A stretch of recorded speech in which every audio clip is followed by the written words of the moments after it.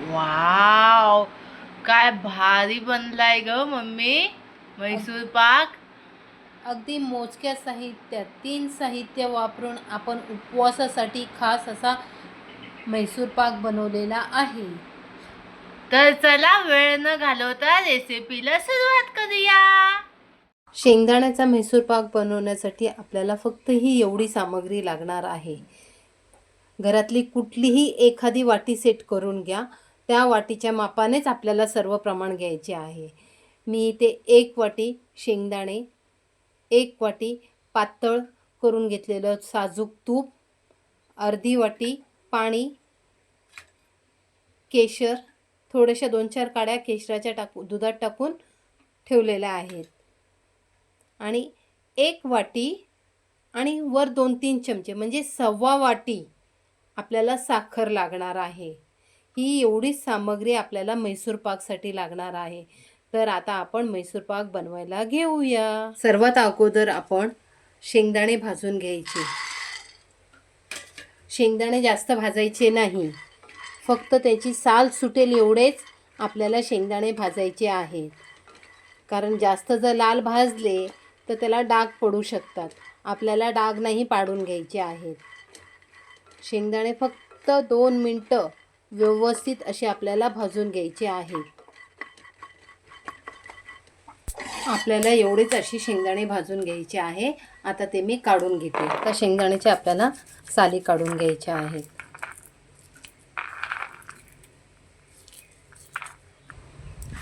हे बघा, जमतील तेवढ्या साली काढून टाकायच्या. बाकीच्या साली नाही निघाल्या तरी सुद्धा काही हरकत नाही. आता आपण ज्या मिक्सरच्या भांड्यामध्ये हे वाटणार आहोत ते भांडं अगदी कोरडं असायला पाहिजे. आता हे आपण मिक्सरच्या भांड्यामध्ये टाकून बंद चालू करत बारीक अशी ह्याची पावडर करणार आहोत. हे बघा, असं बंद चालू करत आहे ना, आपण ह्याची पावडर बनवून घेतलेली आहे. जेवढी शक्य होईल तेवढी बारीक अशी हिला मिक्सरमधून फिरवून घ्यायची.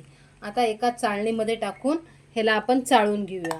कारण जर एकसारखं जर आपण मिक्सर चालू ठेवला तर शेंगदाणा तेल सोडू शकतो. म्हणून बंद चालू करतच आपल्याला शेंगदाणे वाटून घ्यायचे आहेत. आता हे व्यवस्थित आपण चाळून घ्यायची. ही वर जी काही भरड राहील ती वापरायची नाही आहे आपल्याला. अगदी बारीक पावडरच आपल्याला घ्यायची आहे. ही जाडी भरड जी आहे ती आपण कुठल्याही भाजीमध्ये वापरू शकता.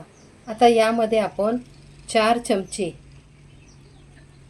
आपण पातळ करून घेतलेलं तूप टाकून घ्यायचं आहे आणि व्यवस्थित असं हे मिश्रण आपल्याला मिक्स करून घ्यायचं.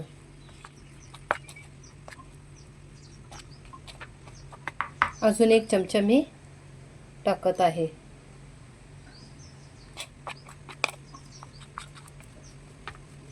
मस्तपैकी मिश्रण मऊ व्हायला पाहिजे.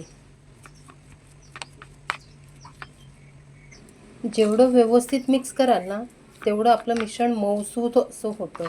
म्हणून 1-2 मिनटं तरी व्यवस्थित त्याला असं हलवून घ्यायचं.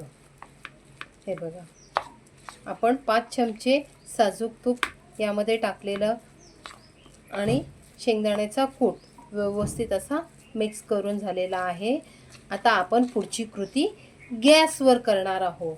आता इथे मी 1.25 वाटी म्हणजे 1 वाटी आणि 2 चमचे अजून घेतलेले आहेत. आणि साखर बुडेल इतपत पाणी टाकून आपल्याला ह्याचा एकतारी पाक करायचा आहे.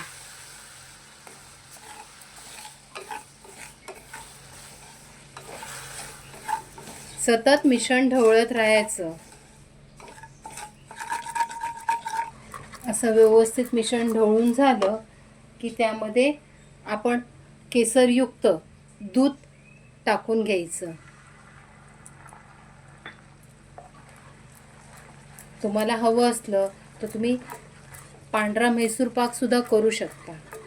पण हे दिसायला खूप छान दिसतं, अगदी बाजारसारखं दिसतं, म्हणून मी ह्याच्यात केशराचं दूध टाकलेलं आहे. आता आपण बघूया. हे बघा,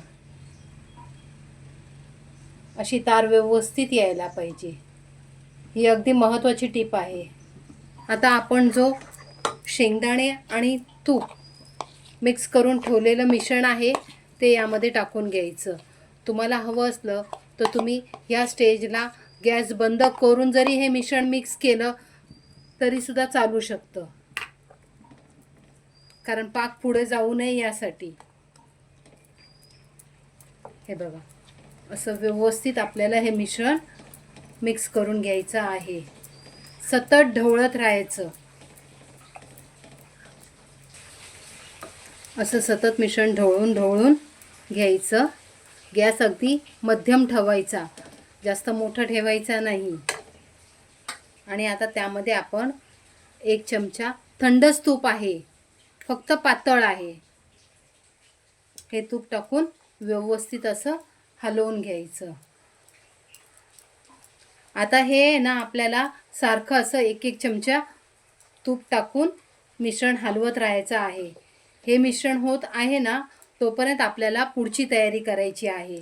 ज्या भांड्यामध्ये आपल्याला मैसूर बनवायचा आहे त्या भांड्याला थोडंसं साजूक तूप लावून घ्यायचं.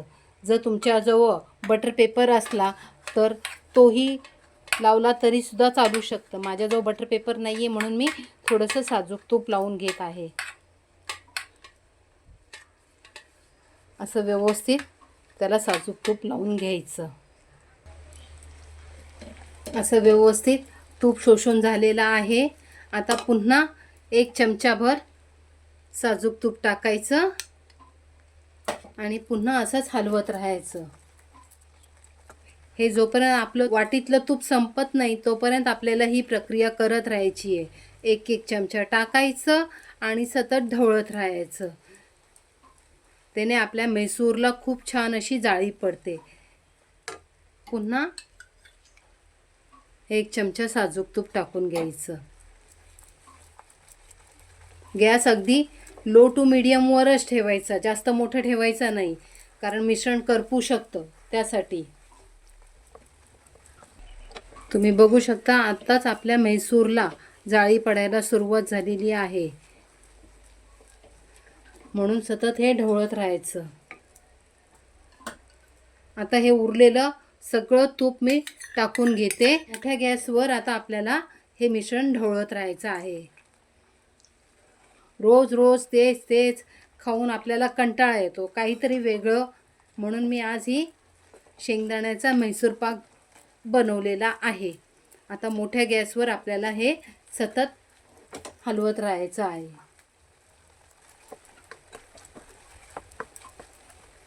असं 2 मिनटं हलवून झालं की आता आपण गॅस बंद करूया.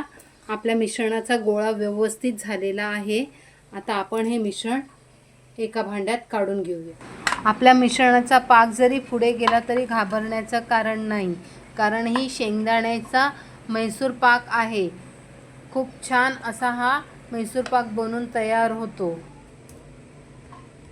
असं अलगद हाताने वरच्यावर आपल्याला फक्त टॅप करून घ्यायचं आहे आणि आपल्याला हव्या त्या आकारात फक्त एक आपल्याला काप मारून घ्यायचे आहेत. गरमच आहे मिश्रण, साधारण थोडंसं थंड होऊ द्यायचं, कारण जास्त जर मिश्रण सुकलं तर मग कटिंग करता जमत नाही. आता एक 15-20 मिनटं आपण ह्याला असंच ठेवून देऊया. असे अगोदर आपण कोपरे सोडून घ्यायचे.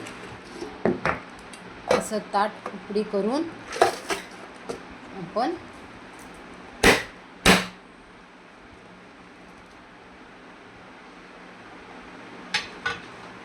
मस्तच